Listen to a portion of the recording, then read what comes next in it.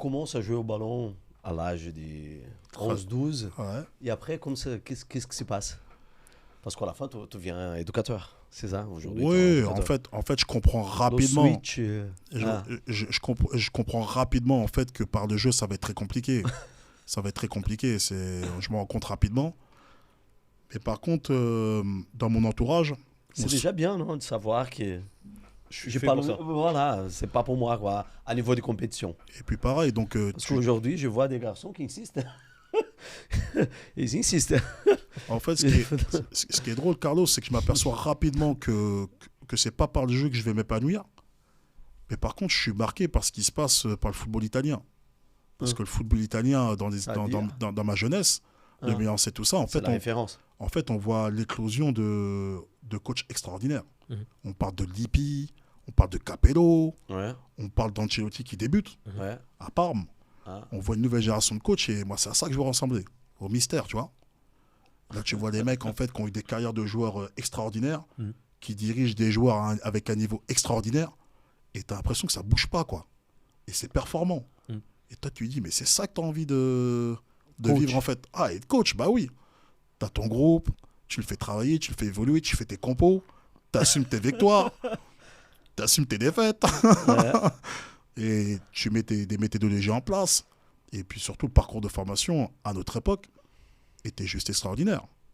Pourquoi? Parce qu'on avait le Graal, nous on avait accès à Clairefontaine en tant qu'éducateur. C'est ça. Nous on passait nos formations à Clairefontaine.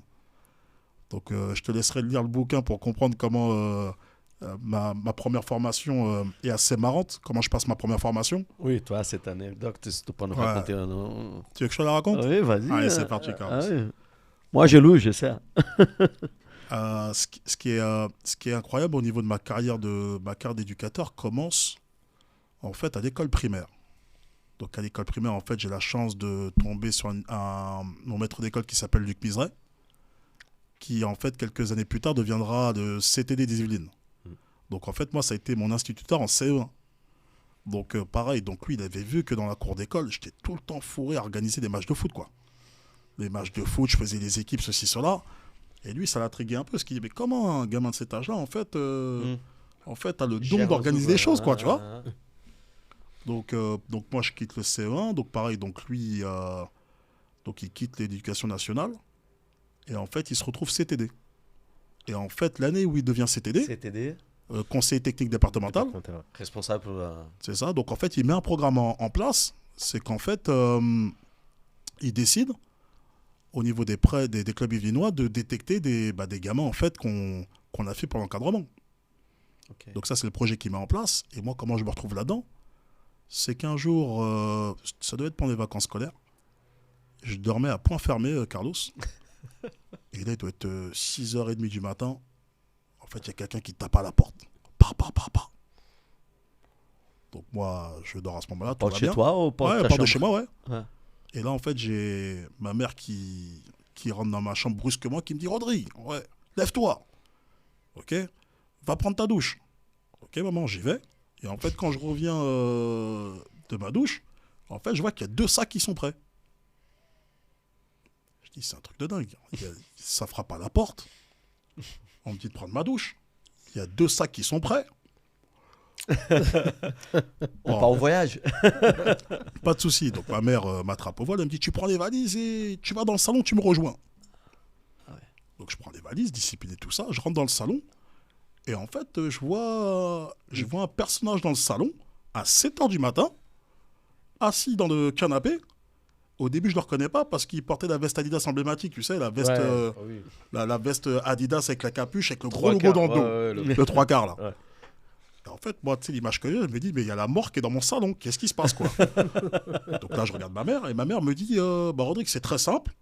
Je prends tes valises et tu suces monsieur. Ah oui. Je dis, attends, mais là, qu'est-ce qui se passe, là? C'est mon prof. C'est pas... Mais au début, je m'aperçois pas que c'est lui qu'au début. Ah, Je tu t'ai dit vois pas. qu'il a la capuche dans le salon, pareil.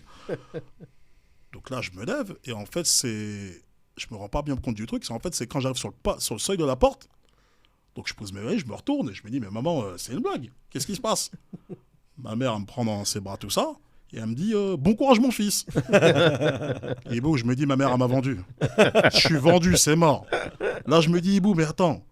Je me remémore les derniers jours, je me dis, j'ai pas fait de conneries. Je n'étais pas un gamin problème, moi. Mais j'ai pas fait de conneries, j'ai pas manqué de respect à un membre de ma famille, je sais pas ce qui se passe, tu vois. Internat, quoi. Ouais, je pars en internat. Non, ma mère, pour moi, elle m'a vendu. Il y a un truc, là. Non, il y a un truc. Là, je prends mes bagages, attends, donc l'image que j'ai en plus, donc on prend l'ascenseur. Mais moi, comme je suis dans mes pensées et tout, Ibou, je me rends toujours pas compte que c'est lui qui est là, en fait. Donc moi, bête et discipliné, donc je descends le truc, et l'image que j'ai, non mais c'était incroyable, Ibou. Ce jour-là, il y avait de la brume. Il y avait de la brume en bas, donc pareil, donc je me dis, mais c'est pas possible. Le terreur. Non, mais je dis, non, il y a un truc qui va pas, quoi. Et là, pareil, donc je me retourne, je regarde la fenêtre, et je me dis, ma mère, elle doit me regarder, où il y a quand même un petit signe de toujours rien, Ibou. Donc moi, Luc me dit, à ce moment-là, tu montes dans la voiture. Je peux dire, je me souviens du modèle de la voiture. C'était une Renault. C'était une Renault Express. Renault Express, pour te dire. Donc, je mets mon sac et tout, donc je monte dans la voiture. Et là, je vois qu'on prend la direction Rambouillet. Donc, on part de chez moi. Moi, je suis du soir de la commune à Trappes. Donc, on traverse Trappes. Donc, on prend National 10, direction Rambouillet. Et moi, pendant tout le trajet, je suis en train de regarder des panneaux. Donc, Où je vais. Donc, il arrive à la station essence, il prend sur la droite, et là, c'est parti, quoi. Trappes, La Vallière, Coignères, les Essarts-le-Roi, le Perrin-en-Yvelines. Je me dis, non, ma mère, elle m'a vendu. Là, je pars en pension, c'est mort. Pour moi, je pars en pension, c'est fini, c'est fini. T'avais quel âge, Rodé? Je devais avoir 13-14 ans. Ah oui. Mais c'est... Donc, en plus, tu connais le chemin dans cette direction. Donc c'est de la route, et puis à un moment donné, t'arrives au niveau de Rambouillet, et tu prends une petite bifurcation. Donc là, tu rentres dans les bois. Je te dis, je suis mort. Non, c'est mort, c'est mort. On me reverra plus jamais. Je pense que là, il y a une association de malfaiteurs. On me reverra plus jamais, c'est pas un souci. Donc du coup, il rentre dans la forêt, il continue à rouler. Et à un moment donné, on s'arrête au niveau d'une barrière. Donc on s'arrête au niveau de la barrière. Donc il y a un agent de sécurité en fait qui regarde le conducteur, donc Luc, il hoche la tête et la barrière s'ouvre. Je dis mais non mais sérieusement, c'est quoi ce truc? Donc finalement on continue les quelques mètres qui nous séparent de la barrière. Et en fait c'est là que je me rends compte que je suis à Clairefontaine. Tu reconnais l'institution? Je reconnais l'institution tout de suite parce qu'en fait quand tu rentres, tu vois le pied barreau sur la gauche. Et en fait tu vois une étendue de terrain. À l'époque c'était comme ça, parce qu'aujourd'hui c'est un peu changé. Mais c'était complètement ouvert. Et puis t'avais pas la clinique tout ça encore à l'époque. Tu voyais que des terrains. Et je vois le château sur la droite. Sur la droite, ouais. Et comme j'avais vu des reportages de l'équipe de France et je savais que c'était qui s'entraînait à Clairefontaine, c'est comme ça que j'ai découvert Clairefontaine, moi. Donc au final, parce que l'histoire n'est pas finie, donc du coup, on arrive sur le parking, il m'emmène dans les bâtiments, des bâtiments des équipes de jeunes. Il me dit, tiens ta clé, t'as 10 minutes pour poser tes affaires et tu descends dans la salle de réunion. Pareil, donc toujours bête et discipliné, je fais le truc et tout. Je descends, je rentre, donc j'étais à l'étage, donc je descends au rez-de-chaussée. Et là, je suis dans une salle, il y a à peu près une vingtaine de gamins comme moi. Donc pareil, survêtement club et tout, Je me dis, ok. Et là, je m'assieds. Et là, je me dis, bon, donc tu as quitté ta maison à 7h30 du matin, 7h du matin. Tu as traversé la forêt de Rambouillet pour attaquer Clairefontaine. Donc je pense quand même que ça doit avoir un peu un lien avec le football. Du moins, je l'espère. C'est déjà pas mal. Ouais, donc Luc rentre tout ça, et puis il explique le programme. Et c'est là que je comprends qu'en fait, que ma mère m'a pas vendu, mais que je vais passer ma première formation de jeune animateur technique. Ah, c'est le JAT, là. Le JAT, tout à fait, qui n'existe depuis aujourd'hui. C'est ça. Et en fait, le temps que je reprenne mes esprits, tout ça, tu peux même pas imaginer. Bon, au début, j'en ai voulu énormément à ma mère et à mes parents. Et à mes frères aussi, parce que j'aurais appris... Parce qu'eux, ils étaient au courant, j'imagine. En fait, je te raconterai comment ça s'est passé. Sauf que moi, quelques années après, donc, quand j'écris le livre, en fait, j'en discute avec mes frères, tout ça, j'en discute avec Luc. Et mon frère Arnaud me dira, mais il y a un truc que tu sais pas, c'est que j'étais là. Il était dans le salon, quand la scène se passe. Ah ouais? Mais moi, comme je suis dans mon truc, je suis apeuré, tout ça. Je me dis, ma mère est en train de me vendre, tu me parles de quoi, là? Donc, je vois la faucheuse, je vois ma mère. Je vois ma mère qui est en train de faire un deal devant... Ça dérange personne. On m'envoie dans une voiture et je me retrouve à Clairefontaine. Apparemment, la situation a dérangé personne. Mais en fait, tout ça pour te dire que tu vois, à un moment donné, quand tu fais de belles rencontres dans la vie, et bah, ça te donne de belles histoires comme ça. C'est ça. Et tu vois, ça, c'est un truc que j'ai longtemps gardé en moi. Il n'y a que Luc qui le savait. Donc moi, en fait, Luc, c'est mon mentor. Moi, à chaque fois que Luc vient me voir, on parle beaucoup de football, on parle de beaucoup de choses, ceci, cela.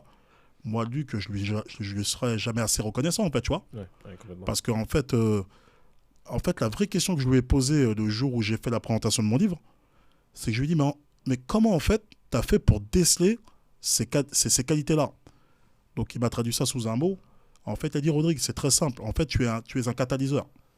Donc, en fait, tu es le type de personne, en fait, qui est capable de fédérer les gens autour d'un projet ou de quelque chose. Et ça, il l'a senti très tôt. Mais je me dis, mais c'est important ce que tu me dis, parce qu'en fait, là, j'ai basculé du bon côté. Mais j'aurais pu basculer de l'autre côté aussi. C'est ça. Tu vois? Et en fait, grâce à tout ça, donc il m'a mis le pied à l'étrier. Et en fait, je suis resté focus sur le football. Ouais. Et en fait, ce qui est drôle, c'est qu'on est resté focus sur le football. Et ben ces valeurs-là, je les ai appliquées dans ma vie personnelle. Tu vois, pour tout dire... je le dis bien dans le livre et mes amis le savent, c'est que donc moi j'étais à fond dans le foot et eux voulaient commencer à faire du rap. Donc les mecs se sont dit, mais attends, Rodrigue il est dans le foot tous les mercredis, il est au club, il entraîne les petits, il s'épanouit et tout, mais je pense qu'on peut en faire quelque chose de ces compétences-là. Donc un jour pareil, ils organisent une réunion, la réunion traquenard, tu sais, toi t'es là en fait pour écouter tes copains. En fait les mecs sont en train de monter un groupe, ils ont fait leur petite sauce. Et ils te mettent à la tête du bordel. Donc tu deviens le manager du groupe. Toi, t'as rien demandé à personne. Tu sais pas chanter, tu sais pas écrire. Tu te retrouves à la tête d'un groupe de rap. Et toi, tu vas gérer. Et toi, tu vas gérer. Bah moi, j'ai dit, les gars, c'est très simple. Ce qui va se passer, c'est que si vous voulez que je gère des trucs, bon, il y a un truc que je sais faire, c'est gérer une équipe de foot. Donc on va se comporter comme une équipe de foot. Donc c'est-à-dire que l'entraînement seront les répétitions, d'accord, et les matchs seront les concerts. D'accord. Et puis, tout ce qui est discographie, tout ça fait partie du projet. Mais en gros, j'ai toujours géré ça comme un club de foot. Et ce qui est drôle, c'est que pour gérer mon groupe, et ben, comme dans le football, je me suis formé. Je me suis formé dans une école en management culturel et artistique pour pouvoir être performant. Parce que moi, il est hors de question que je me retrouve à la tête d'un projet et qu'entre guillemets, que je ne sois pas au fait de ce qui se passe, en fait. Il faut respecter le code du métier. Donc moi je sais que mes parents pareil ont fait un effort surhumain pour me payer cette formation qui n'était pas donnée. Donc j'y contribue un tout petit peu, mais mes parents ont mis franchement bien 70% du prix. Et ça m'a servi. Ça m'a servi dans le foot et ça m'a servi au niveau du management de mes gars.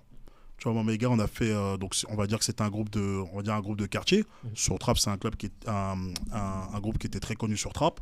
On avait une notoriété, on va dire, à être départementale, un tout petit peu régionale. Cool. Mais on s'est éclaté.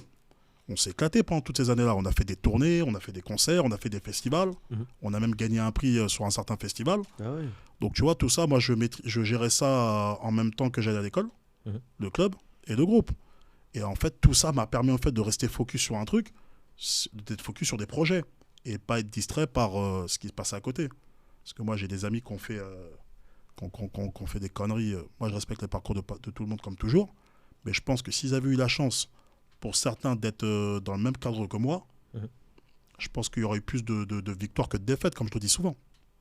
Donc voilà, moi, c'est tout ce que je raconte dans le livre. Et moi, ce que je retiens de tout ça, c'est que je me dis... je veux qu'en fait que les gens qui me côtoient arrivent à s'épanouir et à atteindre leurs objectifs et surtout de s'éclater dans ce qu'ils font, quoi. Parce qu'aujourd'hui, si on ne s'éclate pas dans ce qu'on fait, à quoi ça sert? Ouais, carrément. Non, c'est vrai que c'est Donc à partir de là, super. Et à partir de là, tu deviens éducateur. Ah, je deviens éducateur et puis faut savoir que moi, le mercredi après-midi, tout le monde sait que je suis au club de foot. Tous mes copains le savent. Au début, comme j'entraînais des petites catégories des U6, donc tous les mercredis j'étais là. Après, quand j'ai évolué au niveau des catégories, après on savait que c'est le samedi. Le samedi matin, fallait pas le samedi matin parce que les petits jouaient le matin, l'après-midi. Oui, c'est le matin. Non, à l'époque, ils jouaient encore un peu l'après-midi. Ah ouais, les petits? Les U10, ouais. Ils jouaient encore l'après-midi quand j'ai commencé. Des beaux après-midi. D'accord, ok. Ouais, ils jouaient encore l'après-midi. Oui. Donc les gens savaient que mercredi après-midi, c'était pas la peine. Le samedi, c'était pareil. Et en plus, comme je jouais le dimanche, donc le dimanche aussi, moi, mes potes, ils savaient que c'était très compliqué au départ. Ils savaient. Ils savaient. Donc moi, j'ai toujours été football. Tu vois. Et tu es toujours resté sur les U6? Tu sais ce qui est... Tu sais ce qui est drôle, c'est quoi, 30 ans plus tard là maintenant, si je suis moins maths Ouais. 2024, Ouais. quasiment. Mm. 30 ans plus tard, ce qui C'est est ça. drôle, c'est que déjà je suis pas si vieux que ça, j'ai 41 ans, C'est ça. je suis pas si vieux que ça. Et ce qui est drôle, c'est que quand on fait des planifications avec Arnaud, il peut mettre les éducateurs où il veut. Moi, il y a une catégorie où il ne peut pas me bouger, c'est les U6. C'est ma catégorie. Toujours les U6. J'ai commencé avec cette catégorie-là. Les U6, je n'en démords pas, c'est ma catégorie favorite. Pour moi, c'est un peu le nerf de la guerre. Parce que si on veut structurer un club, c'est ces catégories-là qu'on doit encadrer. Oui, pour une simple et bonne raison, et ça je l'ai théorisé aussi, j'ai dit à Arnaud, moi ce que je veux au niveau de l'expérience de mon club, je veux que les gamins en U6 rentrent correctement. C'est-à-dire qu'il faut qu'ils soient accompagnés et que surtout qu'on leur prête l'attention qu'ils méritent. C'est ça. Parce qu'en fait, les DU6, c'est quoi en vérité? C'est des enfants qui prennent l'habitude de venir au foot. C'est ça. En fait, le football, quand les enfants savent qu'ils sont inscrits, ils savent que le mercredi après-midi, il y a leur activité. C'est ça. Donc, en fait, on a un rendez-vous avec eux une fois par semaine. Et c'est super important que ça se passe bien. Complètement. C'est super important parce que tu as des U6, après tu as des U7, après tu as des U8, et en U8, le pli est pris normalement. C'est ça. Après, les gamins, normalement, ils évoluent normalement dans les clubs, tout ça. Mais pour moi, c'est super important que l'entrée soit super bien faite. Et ce qui est drôle, c'est que moi, maintenant, grâce à ce petit stratagème, en fait, j'ai vu passer des générations de joueurs et même des familles. C'est fou ça. Aujourd'hui, j'entraîne des fils de mes potes. Quand ils me les emmènent, c'est drôle. Ah, Coach Rodrigue. Hein. Donc ça, c'est mon petit, c'est mon petit plaisir. C'est mon petit plaisir. Je suis attaché à encadrer des U6. C'est super important pour Et moi. c'est ce qui te permet aussi de garder l'histoire. Ça veut dire quelque part, comme tu dis, c'est le fait d'accompagner comme ça ces gamins-là de U6, après tu les vois en senior et tout ça, tu gardes en fait, déjà il y a une identité. T'as Ces tout gamins compris. gardent l'ancrage, gardent une identité du club. Tout à Et fait. toi, tu leur inculques déjà dès le jeune âge Ces identités-là. valeurs-là, Et quand tu les as après plus vieux, c'est plus facile de travailler quelque part. t'as tout compris. T'as tout compris. Et c'est là que je te dis que la force du club est là. C'est comme on est un club qui est quand même assez proche de nos adhérents. Ouais. Et c'est ça notre force. Parce que c'est vrai que quand les parents se disent « Ouais, je vais inscrire mon fils au club en U6, U7 », il y a deux prénoms qui sortent. Hein. Ouais, c'est soit Rodrigue ou Ardo. Bon, pour le petit, c'est Rodrigue. Ton plus grand, ça sera Ardo.